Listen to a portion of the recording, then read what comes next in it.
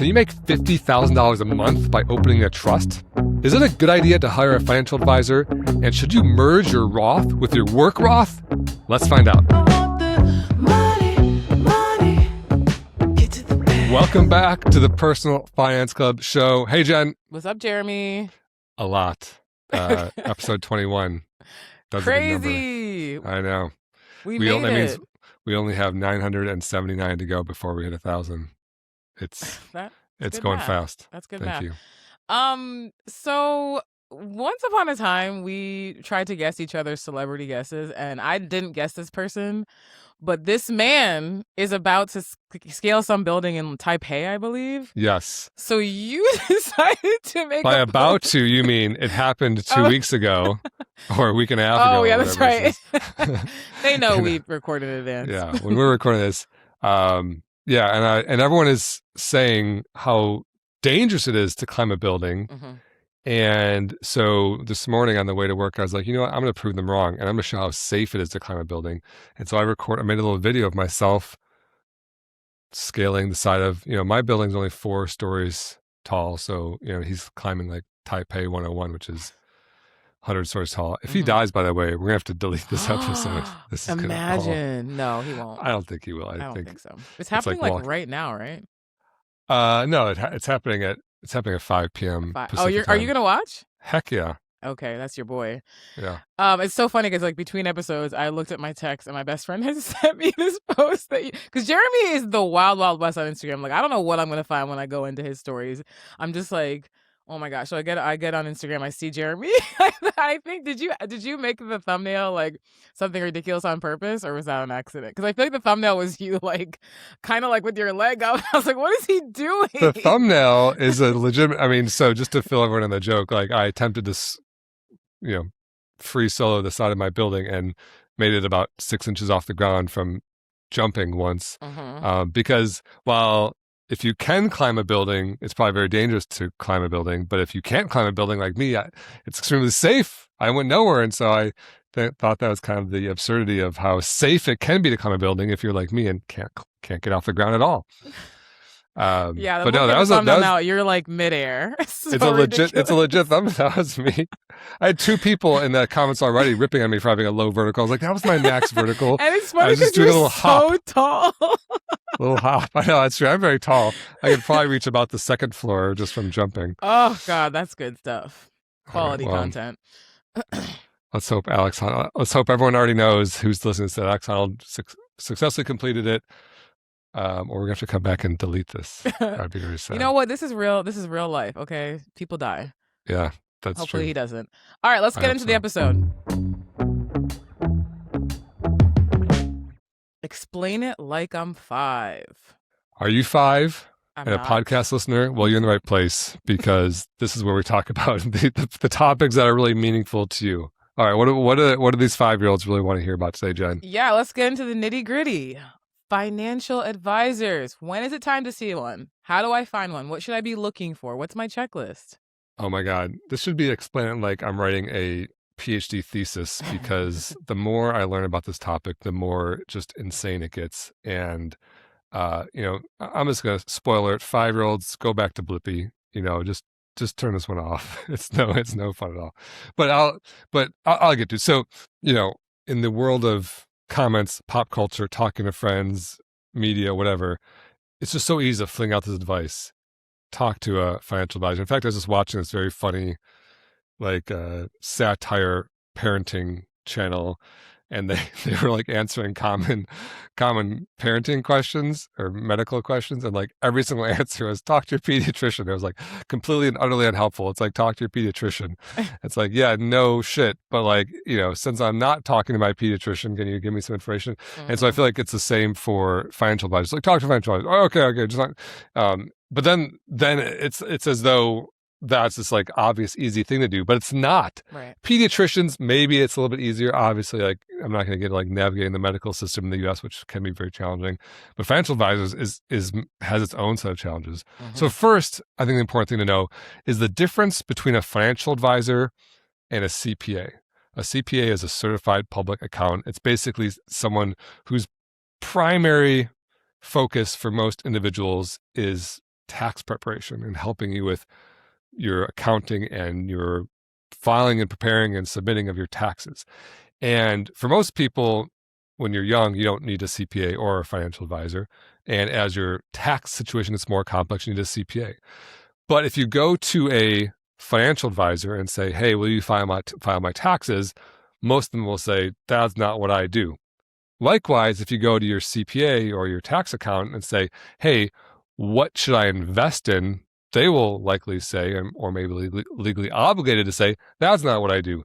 And so when we're talking about like licensed, registered financial advisors, we're usually talking about investment advisors. These are people who help with the investing world. And there's some overlap, and there's also some gaps, things like budgeting and things like that would fall more under a financial advisor, but it's not really what they're licensed in. You don't even need to be licensed to help someone with budgeting, but you could go to a financial advisor who might just know how to do that and help you with that. So that's point of confusion number one. Point number two, before you talk to a financial advisor, I think you need to educate yourself. If you don't know even the basics, if you haven't watched like the 30-minute YouTube video on intro to investing, you are just making yourself a lamb for the slaughter. There's no way to know if you're talking to a good financial advisor or a bad one. And unfortunately, in this world of financial advisors, I'm going to get to it a bit in a second, but there's like this massive mess of people who are commissioned salespeople who are maybe super nice and gregarious and fun and friendly and give you a gift or whatever, and you seem to really know what they're talking about, and they don't actually have your best interest in their mind at all. They're trying to sell you something. And if you don't know the first thing about investing, then you're probably going to end up in one of their offices and maybe get burned. So I'd say if you are just like, oh, this is also confusing, start with reading a book, Intro Investing, going to YouTube, look up investing. We have a Start Here video series. If you go to personalfinanceclub.com, right on the homepage, the first button says Start Here. It's 10 5-minute videos. It's just like, what do you actually do with the basics? Oh my God, Jen, what is happening over there? I just went like this, and I have no idea how that happened. It did again. If you are listening and not watching, on Jen's camera, she's had like twice in a row a laser light show. I for a year battled with making like inadvertent hand motions and my screen doing something crazy. And in fact, it would cause, like, I had this fancy DSLR camera I used to record videos, and it would cause the camera to crash, and I have to like leave the Zoom and come back out. And so I didn't know, just like, do you actually know how that just happened? Well, you were plugging the site, so I was like, yeah, rock on. And then Yeah. But I know that sometimes thumbs up does stuff, but Yeah, like, I guess it's an Apple thing.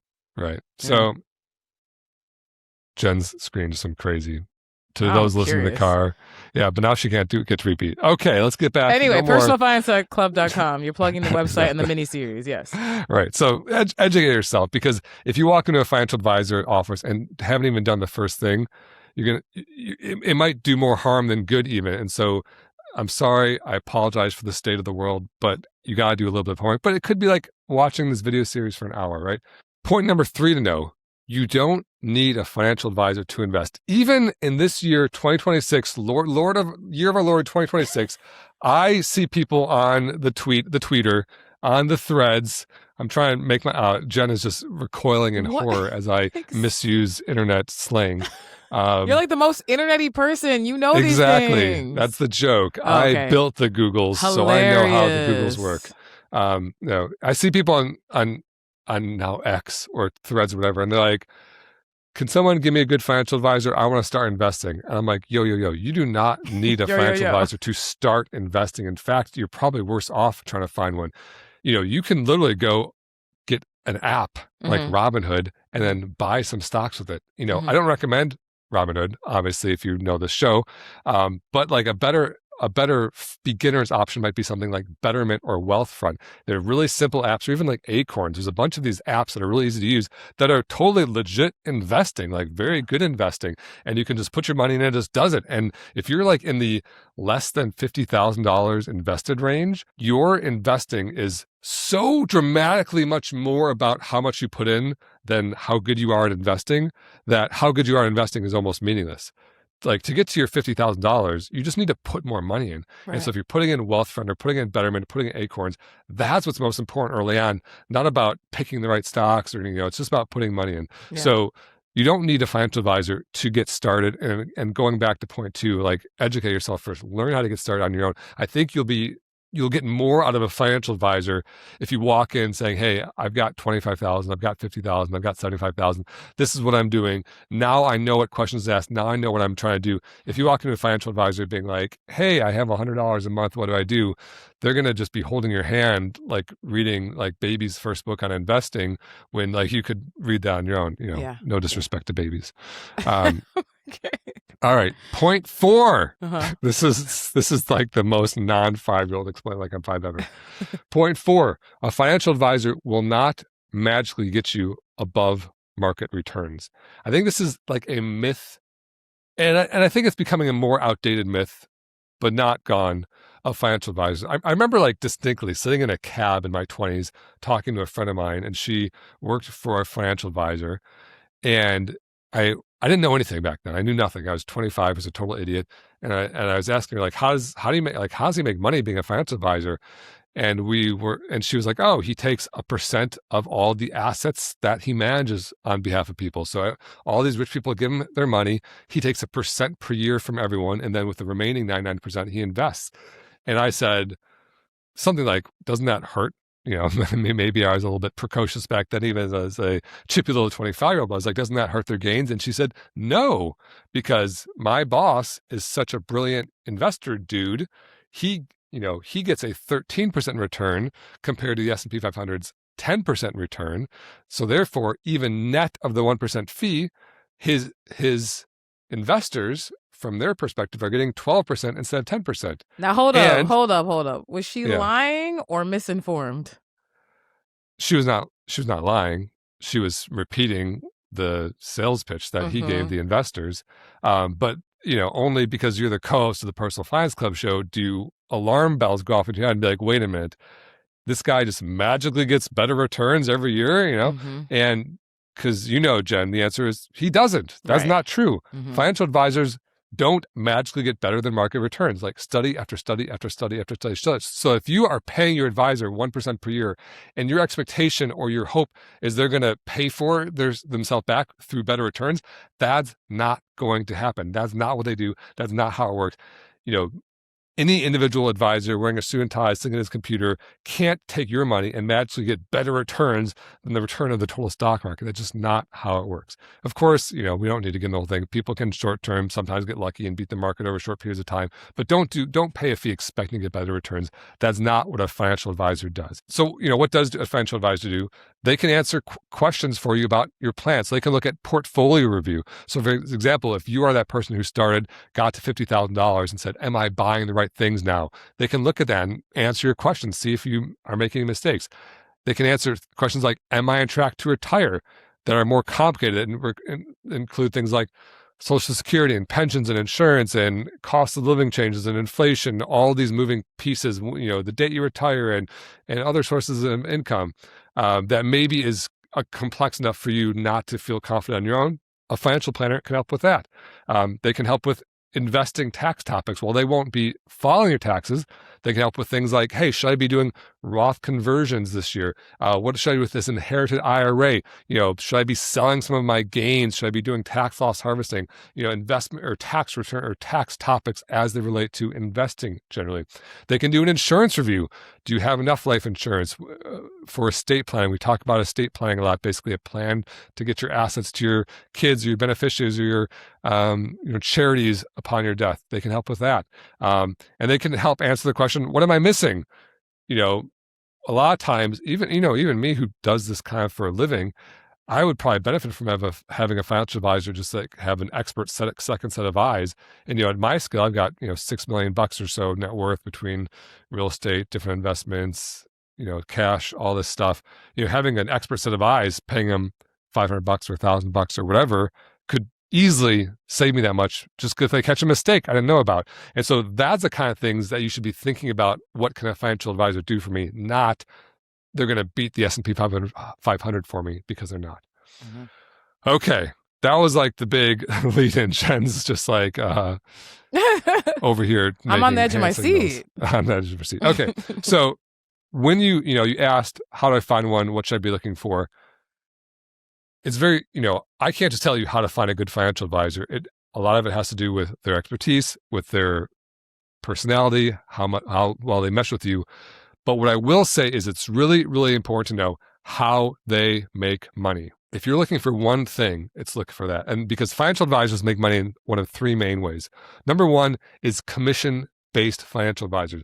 This is also kind of more officially called fee-based. And these fee words are so confusing. Everyone gets confused by them. And so I'm going to try to make it clear. Fee-based means they charge commissions. They get a piece of the action when they convince you to do something, not to be confused with the very similar sounding fee only. These are the stupidest terms. Like the whole financial advisor industry needs a new marketing person. But fee-based and fee-only are kind of opposites. Fee-based means they get commissions. Fee-only means they don't get commissions, okay? So fee-based means if I walk into a fee-based financial advisor, someone who gets some commissions, they're going to sit me down and they're going to see me as like a plump chicken who's ripe The for the chicken's plucking. back. Here I know, she is. and they're going to say, have you thought about your life insurance? And I'm going to say, Burgle? And they're going to say, well, you can borrow against the cash value. I'm going to say, Burgle. And because they only make money if I buy the things that they're selling or the things for which they get a commission for, whether it's investments, insurance, whatever it is. And it's such a massive, mind-blowing, dizzying conflict of interest that someone whose job is to help you with money makes money based on what they convince you to buy. Like, it's like the most like orthogonal, or not even orthogonal. I threw that in just for you. She hates that word. It's the most direct conflict of interest. It's like two arrows, where they have the exact opposite interest of you, right? And in other countries, I think in the UK, it's not even legal. They're not allowed to earn commissions because it's such a conflict of interest. They're smarter than us. And how do you tell if an advisor is commission-based? You ask this question: how do you make money? If they say, oh, the advice is free, or my company pays me, or we make money when you make money, or, our interests are aligned, or anything like that. Like if they talk around it, in my opinion, that's a bold-faced lie. What they mean is I make commission from selling you products, but they can't say it because it's so offensive sounding. So if they can't answer that clearly, run, don't walk out of there. There's no reason to do business with someone who can't answer the question, how do you make money, right? And I've heard all those things like, oh, my company pays me. Like, come on, jerk. I'm not asking where's your W-2 getting sent from? I'm asking, how are you making money from me? So I hate when they talk around that question. Okay. That's way number one, commission-based financial advisors. Way number two is AUM, or fee-only financial advisors. Again, way number one, fee-based. Way number two, fee-only.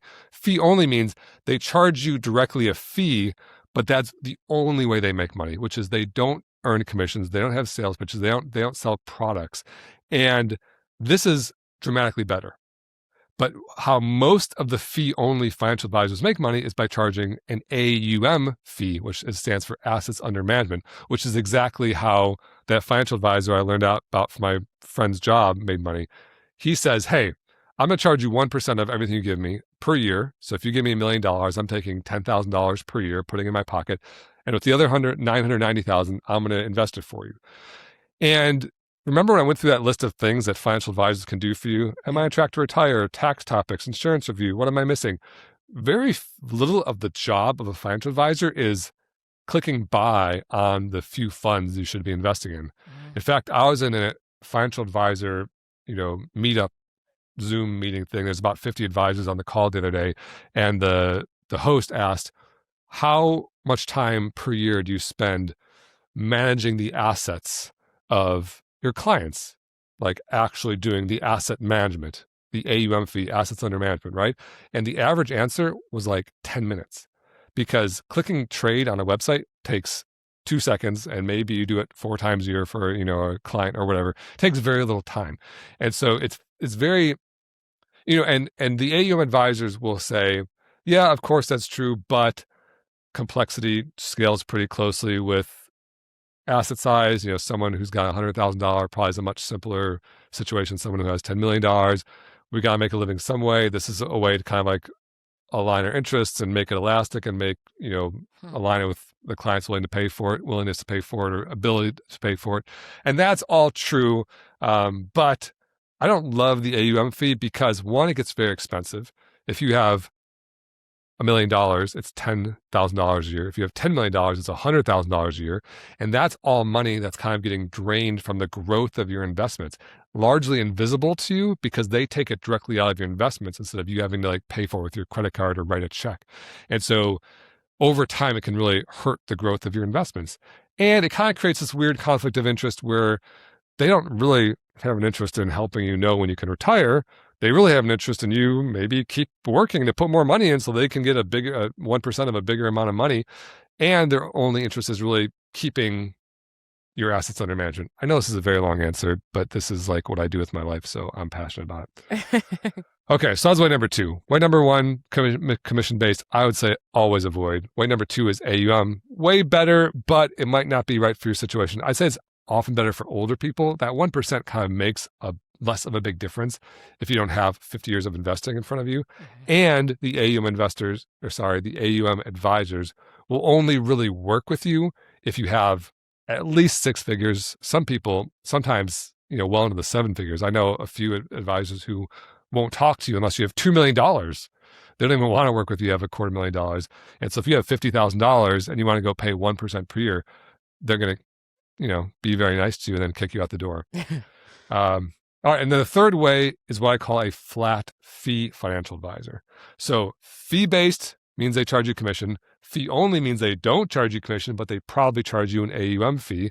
And then the last way is flat fee. Flat fee means if you go to a financial advisor and ask them, how do I pay? Or can I pay you with a credit card? Flat fee advisors will answer, yes. Everyone else will answer, no. The AUM advisors will usually be very transparent and say, hey, I charge 1% of your assets. It's worth it because I help you avoid mistakes and provide planning and yada, yada, yada. That may all be true. But the flat fee advisors are even simpler. They say, hey, it's by the hour or by the project. You can pay with the credit card. You can see the pricing on the website. It's how you pay for almost everything else in your life, except for maybe, medical care and things like that. And so it's very transparent. And in my opinion, it has the least conflict of interest because they're not trying to get your assets under management and keep them there. They're not trying to sell you anything. They're just trying to give you good advice based on their expertise. Does it mean they're an excellent financial advisor? Of course not. Are some of the AUM advisors excellent? Absolutely. But I think knowing how they make money is critical when deciding. And of course, if you know me, you know the pitch I'm about to give. I gave that whole rundown and pitch for years when people asked me what Jen just asked, should I see a financial advisor? Which one should I see? And I gave them this pitch, and usually what they'd say is, oh yeah, the flat fee, that's what I want. I want a flat fee advisor. How do I find one of those? And my answer was always, I have no idea. They're very hard to find. There's a few. They're very busy. It's a very fractured market. And so a couple of years ago, Vivi, Shane, and I, my 2 former PFC employees, friends, co-founders, started Nectarine, which is a flat fee financial advisor marketplace. So if you've think you're ready for a financial advisor, you've gotten your education, you want to ask some specific questions, you can go to hellonectarine.com, see everyone's prices, sort by reviews, sort by availability. You can book an hour at a time, you can book a plan, or you can book a ongoing relationship with a dedicated advisor who's going to have your back always. And I think it's the right thing to do, which is why I love doing it. Woo! I know Jen is just, she's got a little. We should end the episode here and just be like, this is the episode. She's got toothpicks keeping her eyes open. No, that was a really great answer. Very thorough. And if you're listening to this podcast, then you want a thorough answer. So we make no apologies here. I listen to this podcast on my commute, and it seems to go pretty fast. I feel like when I originally dreamed of this podcast, I said, let's keep it to 20 minutes so it's really punchy. But I don't know. As long as we're having fun, I think the longer episodes are fine. I listen to this podcast because it's my job, and it still goes by fast. Yes, it's my job. You don't like it? I hate listening to myself talk. No, I'm just kidding. Okay, let's move on to our next segment. Money. Can I ask a dumb one? Yes, you can. Is it a dumb person? No. It's a dumb answer. Well, after that answer, you're definitely not the dumb one. Oh, no. Okay. The insurance salesman listening think I'm really dumb. I promise you. All those commission-based insurance salesmen were just very mad at me about that previous answer because they like earning the commissions and they have a whole list of reasons why I'm wrong. Money, money, money, money. Okay, we have a question from Sandy in Long Beach. She asks, "Hi, I have a Roth IRA with Vanguard. However, my current employer also provides a Roth contribution plan. Is it best to open a Roth account with my employer or keep my Roth IRA with Vanguard? Should I merge them together if I do open a Roth with my employer?"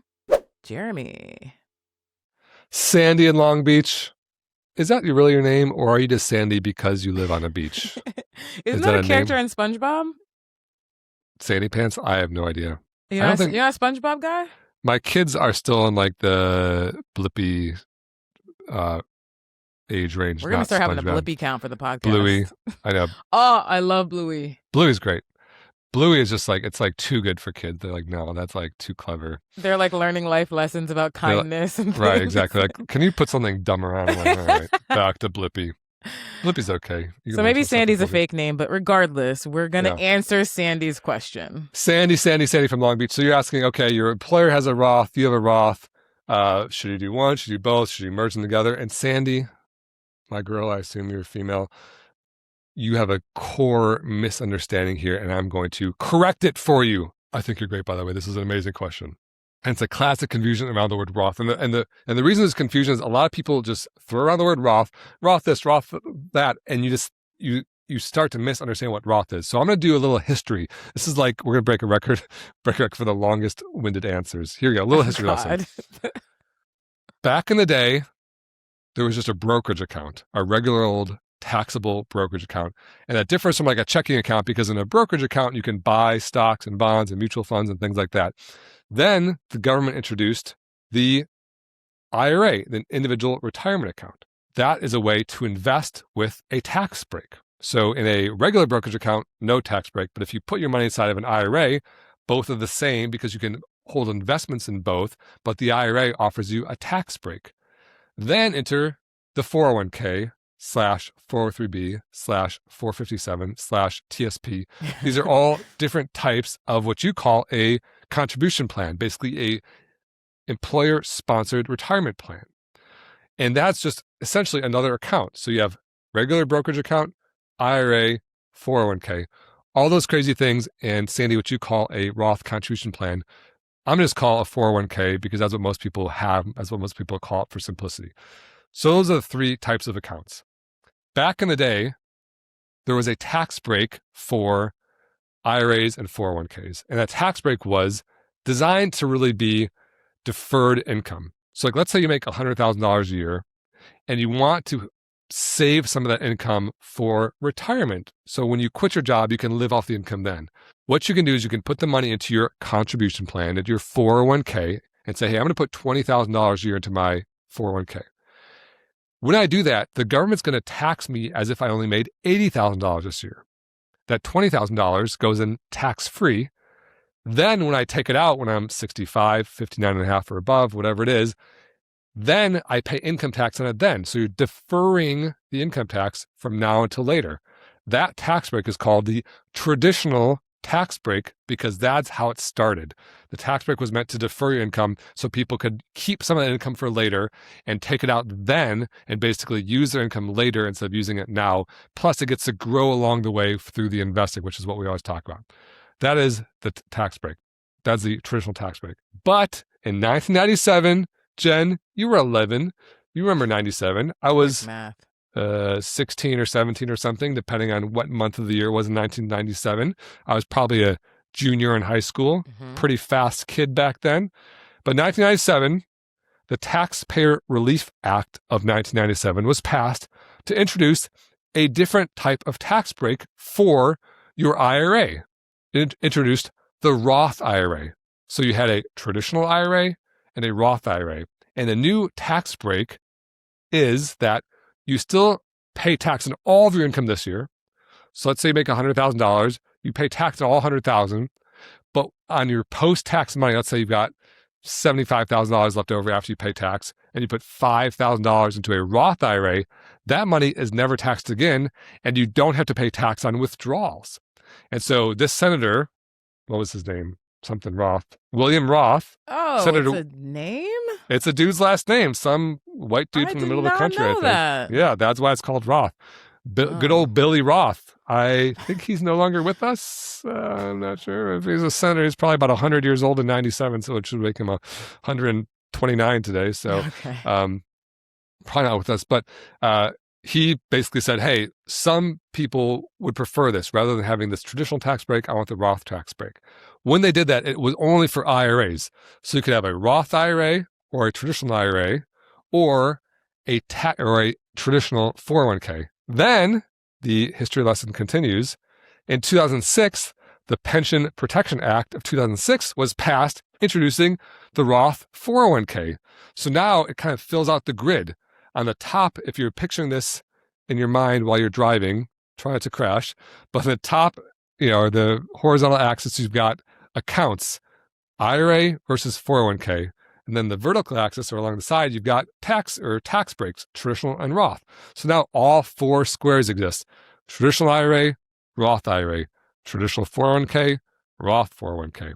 And so now this year in 2026, basically they're all very, very common. You can have either. And so back to Sandy Pants from SpongeBob in a That's it. Pineapple Under the Sea. She's Sandy because she's on the Long Beach up there, just 2 hours north of us here in San Diego. You're not in San Diego. You're right in Long Beach. You basically live in Long Beach because you live in LA. Sandy Cheeks is SpongeBob, but I don't know if we should call her that. Oh, Sandy Cheeks. We have to change the rating from PG to PG-13. There's ratings on podcasts? Uh-oh. I didn't know that. We need to reach out to the Podcast Rating Association and make some serious apologies. So back to Sandy's question, she's misunderstanding this grid I just described. She's saying my employer has a Roth and I have a Roth. But no. Your employer has a Roth 401k and probably a traditional 401k too. You can probably choose. And you have a Roth IRA. And so should you have both? And the answer is yes. They both have different contribution limits. 401ks, you can contribute. I should know how to say that word by now. For 401k, you can contribute $24,500 in 2026. Yeah. In an IRA, either flavor, Roth or traditional, you can contribute $7,500. So by having both, you can contribute more total money.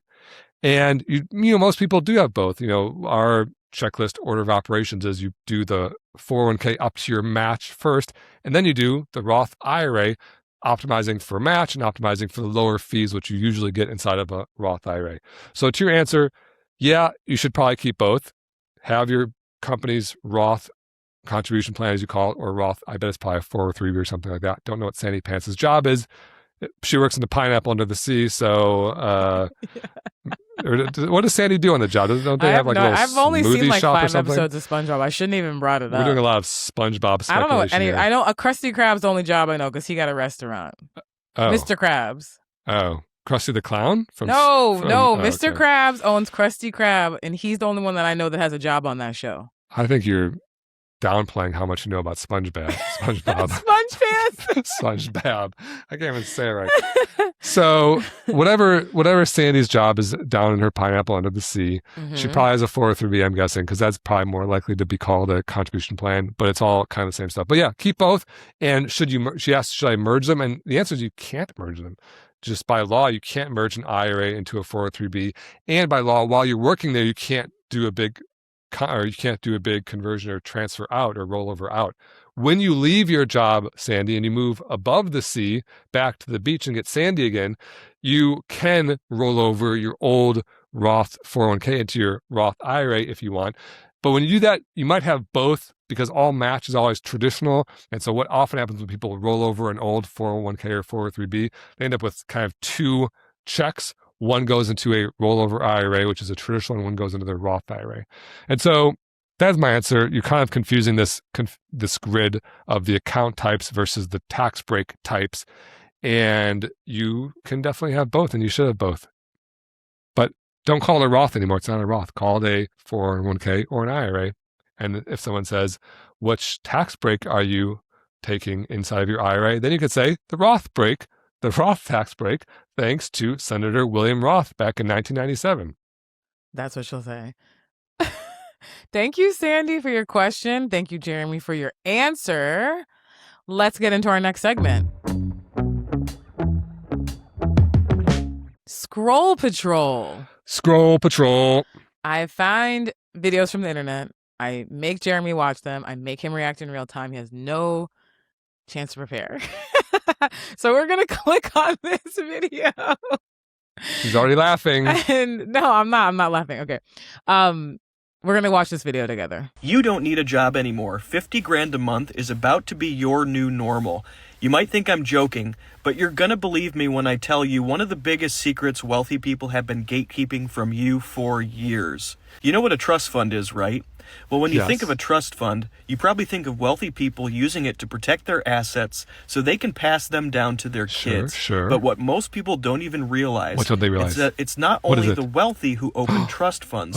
People who are broke also open trust funds, and they actually use them to become wealthy. And now you're probably wondering, well, how do they do it?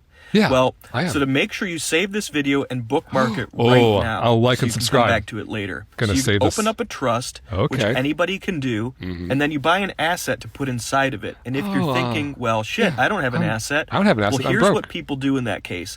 They go out and they buy a life insurance policy. Oh, they buy a life insurance put policy that inside of the trust fund. Life insurance policies are inexpensive and accessible to almost anyone.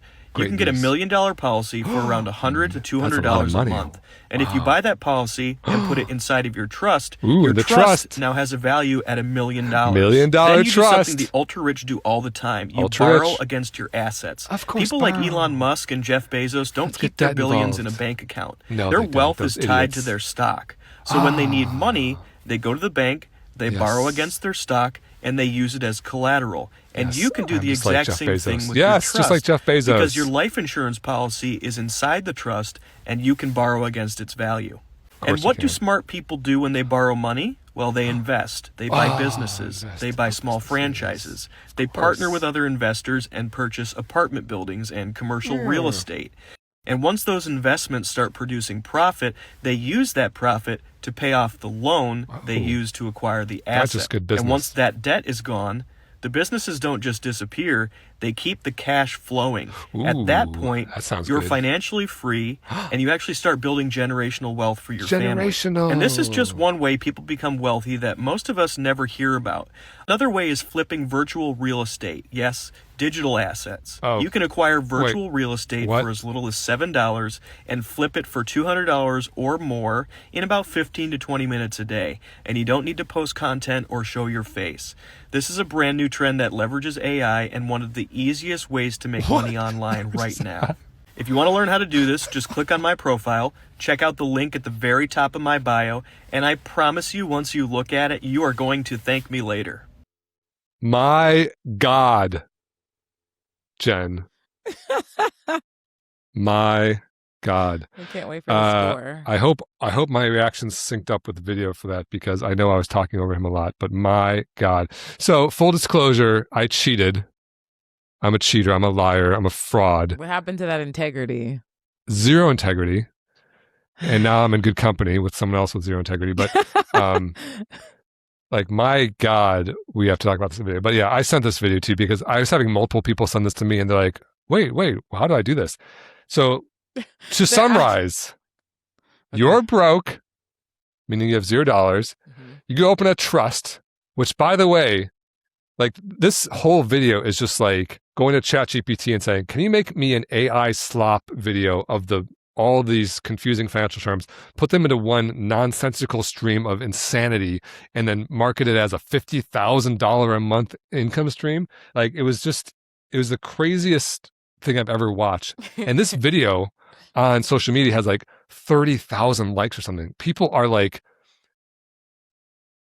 buying into this. So just to like recap, if you want $50,000 a month and you're broke, what you do is you open up a trust, which is just an empty old, entity in which you can hold things. So if and a trust is nothing. People like hear the word trust, they're like, oh, trust fund, millions of dollars. No, it's nothing.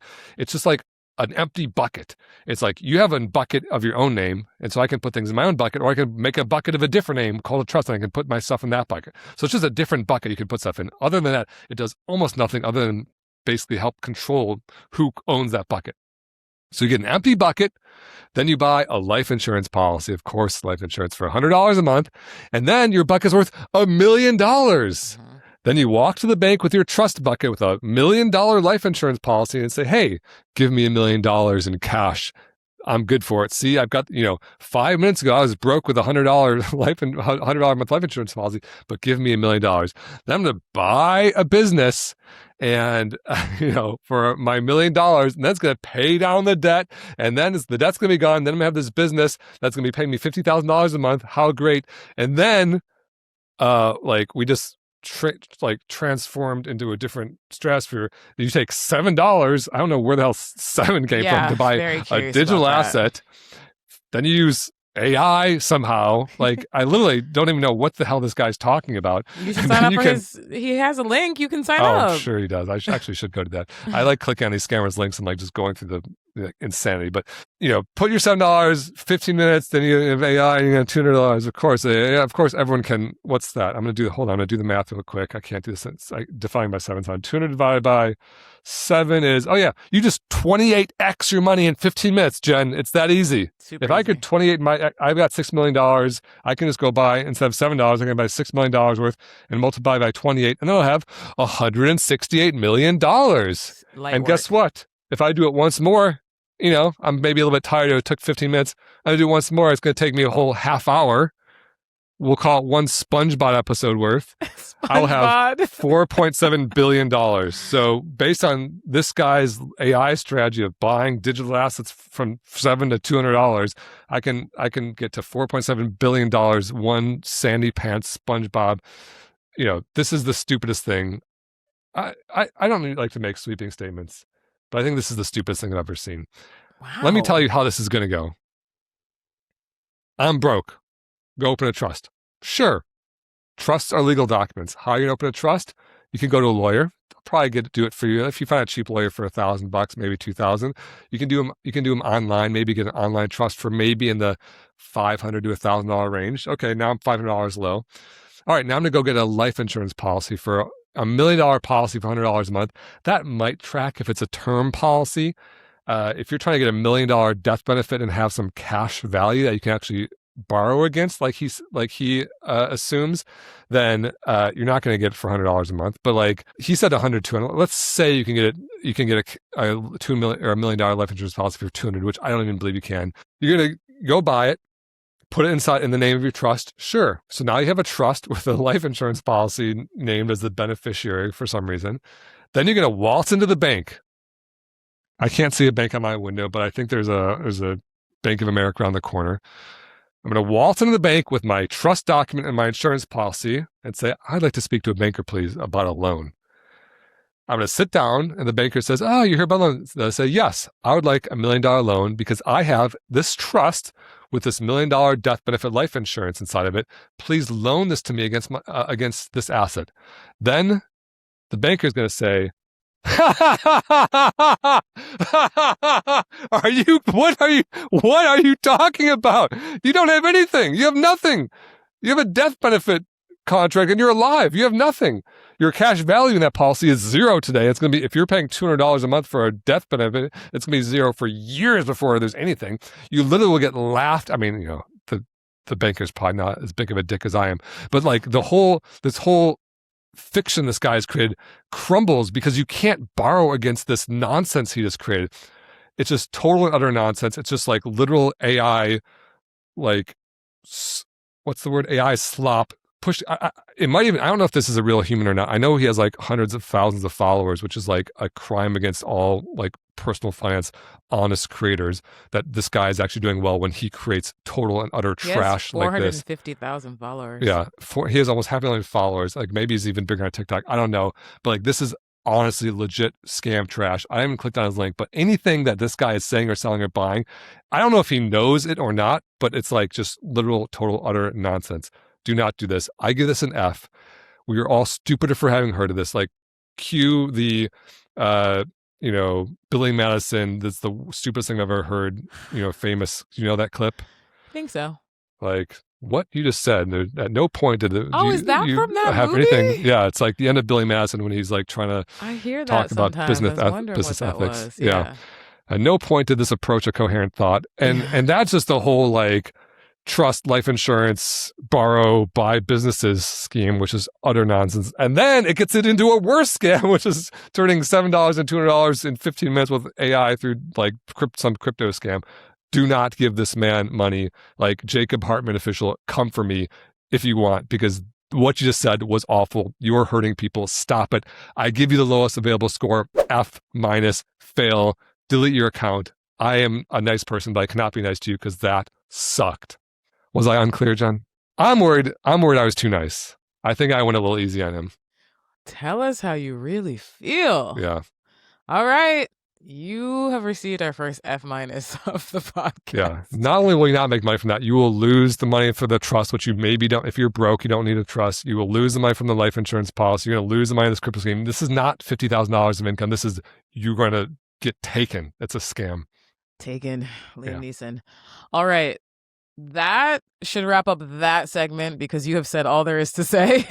Let's get into our next segment. Money. Jeremy had time today. Man, do I have time today? Because this is a long episode, and this one will be maybe medium. Like, what do I have time for today? The time. Okay, so we're back on your Instagram. You posted about the best index fund. Why don't you explain the chart that we're seeing, and then I'll read the comment. Yeah, so very simply, a lot of people often ask me, what is the best index fund? I always say buy and hold index funds. A very obvious, normal, natural question to ask is which one's the best? And the answer is there really isn't a best index fund. That doesn't really make sense because index funds all kind of are designed to do the same thing. And so this is a chart of the 12 most popular U.S. index funds.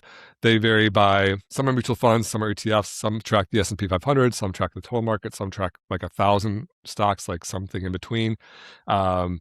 Different providers, Fidelity, Schwab, Vanguard, BlackRock, State Street, as diverse a group of U.S. stock market index funds as I can really find, at least as relating to like a total-ish stock market index fund. And the chart basically lays them all on top of each other, saying, doesn't matter if you buy VTSAX or VOO or SPY or VTI or ITOT or IVV or FXAX, all of these are going to perform about the same. Don't worry about picking the best one. Just pick one that works with your brokerage, that's low cost, and stick with it. And then this commenter said, FNILX, or as I like to call it, FNILX, has zero expense ratio and is as good as FXAIX, which is FSCAX. Jen just tried to say FXAIX. How would you say that? You put a Z in there. There's no Z. Yeah. Yeah, VT Sachs, you can kind of say ITOT, you can kind of say VOO. Real cute. SPY, VOO. But these ones, man, ITOT might be my favorite. ITOT. Okay. ITOT, yeah. The latest Apple project. Get some ITOTs. Yeah. The latest Apple project. You should get some tater tots. Yeah. Delicious, by the way. I love me some ITOTs. Okay, so I feel like we need to find some more mean comments because everyone's really nice. And and this commenter is right. FXAIX, which is one of the ones I have on this list, has an expense ratio of 0.015% per year. Expense ratio means of all the money you put in, the fund withdraws to cover their own expenses and profit margins and everything, 0.015% per year, and then the rest of it continues to grow for next year. FNILX has a 0% expense ratio, and it actually was kind of a little bit groundbreaking because Fidelity released these 4 big index funds that had a 0% expense ratio, the first ones in the industry to do it. And there was kind of this like race to the bottom, and they said, let's just go all the way there until there's actually one that has a positive expense ratio where they pay you for putting their money in, which I think might technically be possible. I don't know. So what's the difference? As shown in the chart, these are going to perform nearly identically because they both have extraordinarily low expense ratios. I say anything under 0.2 is very, very low, and 0.015 is more than 10 times lower than the bar for low, so it's extraordinarily low. And of course, 0 is 0, but they're both close to 0. Mm-hmm. And so I did a little analysis. If you invest $500 a month for 50 years, this is people yell at me when I say 40 years. I'm going to go even longer to exaggerate the difference between these two, right? Do it for 50 years. You do it from 25 to 75, your entire adult life, essentially. And you're either paying at 0% or 0.015% fee, this makes a difference. It's based on a 10% total return. So if you get all 10% and don't pay any fee, after 50 years, you'll have $6,983,451. If you're paying the fee, you will have $6,946,006. And so, Jen, what's the difference between those two numbers? You just heard me say it. What'd you say? Was it like 50,000? Actually, that's incredible. Good job. Yeah, it's like, I'm just looking. I was like, it's a little bit. It's like 37,000. But yeah, it's the fact that you got to the right digit is pretty incredible. But as a percent, it's only 0.5% difference. And so, and this is 50 years out. Everything's perfect. Yada yada yada. And 0.5% is like a slow day in the market swing. If the market goes up or down 1%, that's kind of like a little bit of a volatile day. 2% is like probably going to make news. 0.5% is just like a slow day. And so, paying this fee for 50 years and you're like one day in the market, it's nothing, right? So that's the dollar amount difference is virtually nothing. The difference to your life is exactly nothing. You're not going to know the difference in 50 years from now. It's like, yeah, would you like to have the extra $37,000 when you're 75? Sure. But so many other things are going on in your life. You've like bought and sold houses, you moved, you're taking some money out, you blah, blah, like it's not even a real $37,000, right? This is just like showing the math on the difference it makes, which is almost nothing. Okay. So here we go. So, this commenter saying you might as well go with the lower one. And my answer is like, should you? It's going to make almost no difference. All things perfectly equal. Sure, why not go with the lower one? If you can pay a little bit less, might as well. Even if it's pennies, why not? But Jen, I need you to get the nuance cannon out. Do you have the nuance ticker tape parade? Well, the kicker is it's very quiet. That's why you guys haven't heard it, because it's the nuance cannon. Do you have the nuance slide trombone? Do you have the nuance hydrogen bomb? Because here comes all the nuance. And before, anytime I bring out the nuance cannon, what I say is, it doesn't matter. None of this matters. Just pick one, go with it. Does not matter. Like, turn off this podcast, go outside, touch grass, go outside. It doesn't matter. But if you're on a car ride and you want to hear the end of the show, I'll say it. Okay, here we go. I'm going to break down the difference between these two to see how similar they are. Holdings in FXAIX, we need like FXAX is 508. Holdings in FNILX is 513. Technically, FXAX tracks the S&P 500, and technically, FNILX tracks a proprietary list of large companies, which is almost the exact same companies down to like a small few at the bottom, right? And so their performance will be functionally identical.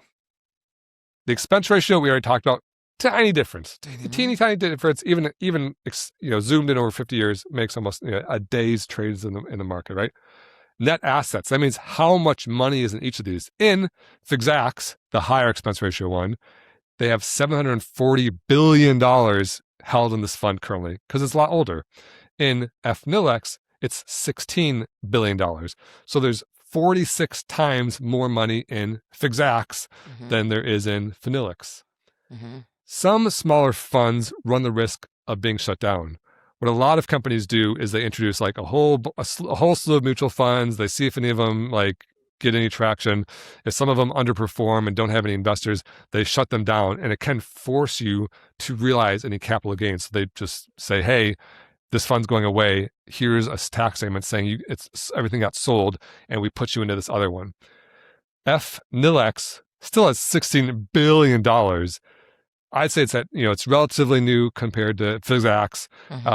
It's relatively small, but it's still pretty big and pretty old compared to a lot of mutual funds. I'd say the risk of it closing is around zero because Fidelity has kind of hung their hat on having this zero expense ratio mutual fund now. Distributions are when do you get the money paid out from all of the dividends collected inside the fund. So both of these funds own 500 stocks. In the big stocks, many of them, probably 300 or 400, so I'm guessing, I didn't look that one up, but most of them pay dividends. So for example, if you own AT&T, every month or every quarter or whenever, they're going to pay you some cash, deposit directly to your account just for owning the stock. That's called a dividend.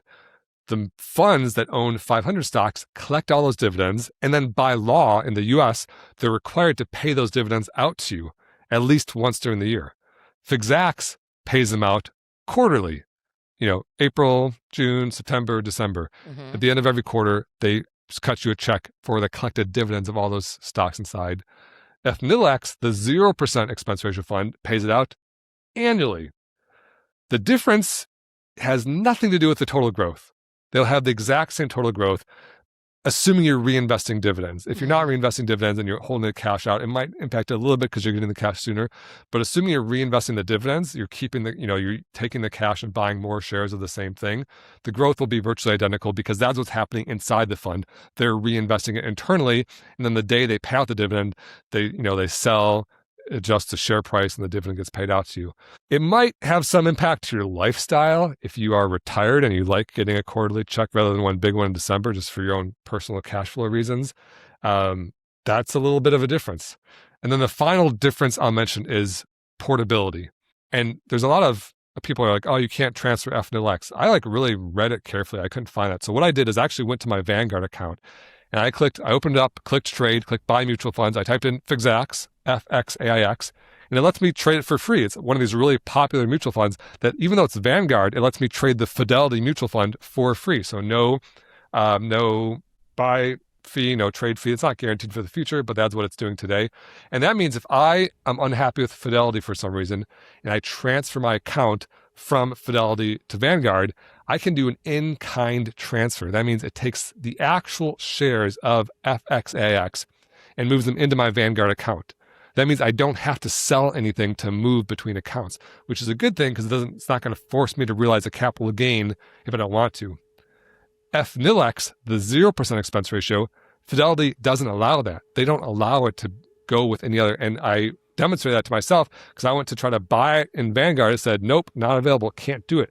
That means if you are with Fidelity and you want to transfer your account to Vanguard for some reason, FNILX will have to be sold. You have to sell all the shares inside of Fidelity and then just wire the cash over to Vanguard. And does that matter? They're still in nuanced canon territory. Are you really going to be, transferring it? And it doesn't matter at all inside of an IRA, for example, because IRA, there's no tax impact. Maybe it matters a little bit because you have to deal with the hassle of selling it and rebuying it on the other side. But generally speaking, it doesn't matter at all. Inside of a brokerage account, a taxable brokerage account, you would have to sell your stock, sell your mutual fund, move it over, and then potentially realize a gain or a loss, a tax consequence. You may not want that. You're not a huge deal. This is all kind of like barely moves the needle kind of stuff, but they're all all those things except for the expense ratio tilt towards FXAIX. More net assets, more often distributions, better portability, better tradability on other brokerage websites. So to this commenter saying, might as well go with the 0% one. Yeah, maybe, I think actually when I invested inside of the custodial accounts for my two kids, I chose these 0% expense ratio funds. I was like, yeah, might as well. I'm planning to be with Fidelity forever and don't really care about distributions because it's all getting reinvested. Go nuts. But it just doesn't matter. It's all nuanced canon. Just buy whatever. That's the whole point of this. Nuance Ooh, the canon. nuanced slide whistle. We have a whole nuanced band coming. We're gonna have a nuanced I love marching it. band. We're getting real musical over here. Okay, so we're Team FXAIX. Long way to say all that. Yeah, exactly. Social media. I like the podcast because I can go on a rant and you're forced to listen because you're in the car. And what else do you do? Listen to Choose FI. Good luck. You've already gone through all those episodes. If you're down Jeremy. Sorry. What? Did I speak over you? What were you saying? You're fine. I just love that you think that they can't fast forward. No, if they're already down to our podcast, they've listened to all the good podcasts. They're stuck with us. I'd say if they're an hour in, they're probably going to just be like, you know what? I've made it here. They're like, why is this episode an hour? Why did he say it's so important? And then they're going to realize they got to this point in the episode, like, oh, nothing. Although he did really yell at that one social media guy. So this is the juicy stuff. This is a great episode, Jeremy. Yeah, good. Yes. We're at the end. But the takeaway isn't FXAIX is better than FNILX. It's that it doesn't matter. Just nuance canon. Bitcoin. Even if you transfer to sell, it's not the big of a deal. Like the big deal is putting more money in. That's put more money into either one. Doesn't matter. If there's one thing about you is you're consistent. Thank you, Jennifer. I'm like a sociopathic robot. Not my government name on the podcast. Full government. Are they gonna be able to look you up now? No one could have connected that. Why do they call her Jen? Is it short for Genevius? Yo, the amount of people who are like, is it Jennifer? I'm like, yeah, most are. I know, shockingly. All right, cool. That was a great episode. Thank you, Jeremy, for dropping all of that knowledge. This is free. Free, guys. Crazy. Come back next week. We're going to do it again. Thank you for listening. Subscribe to Jen's OnlyFans, though. That's how she's going to. I was talking to an older woman this week, and she said fans only, and I lost it. Andrea exclusively calls it fans only. One of my big regrets in life was not registering fansonly.com the day OnlyFans came to be, and putting a drop shipping site for ceiling fans and just all links to Amazon and just selling fans and just having. Bro. I think you have a very lucrative business selling fans on fansonly.com. The scamming continues. Yeah. Guys, come back next week. I'll try and rein Jeremy in. I'm sorry. Oh my gosh. Never. It's going to get crazy from here. Tell us the 2 rules. All right. Thank you guys for joining. And remember the 2 rules of building wealth. Rule number 1, live below your means. And rule number 2, invest early and often. The Personal Finance Club show is produced by Jeremy Schneider and Jen Mundia. Music by Esabalu and Homie. Send your questions to podcast@personalfinanceclub.com. The Personal Finance Club show is co-hosted by Jeremy Schneider, who is a co-owner of Nectarine, an SEC-registered investment advisor. The views expressed on this show are those of the hosts and guests and do not necessarily reflect the views of Nectarine. Please refer to hellonectarine.com for all relevant disclosures. This podcast is for informational and educational purposes only and should not be construed as personalized investment advice or a solicitation to buy or sell any security. Listeners should consult their own financial, legal, or tax professionals for advice specific to their situation.